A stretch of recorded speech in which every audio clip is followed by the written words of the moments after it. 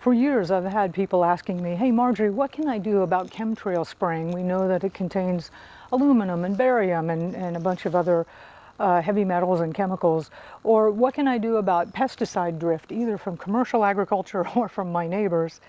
And what if the previous homeowner put, one of those quote unquote organic fertilizers, which is actually biosludge, which is loaded with heavy metals and glyphosates and all kinds of pharmaceuticals and other nasties.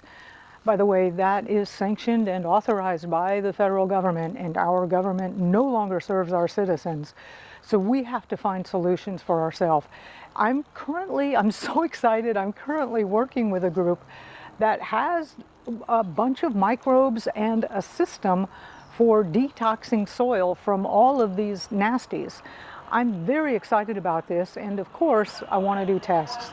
So join me and follow along as I build a raised bed, do a bunch of plantings. We're going to do soil test before and soil test afterwards and plant test just to see whether this soil remediation, this soil detox product actually works or not. So stay tuned on one of the many channels that I've got listed down below, and this is very hopeful. Okay, I'll see you later. This is Marjorie Wildcraft.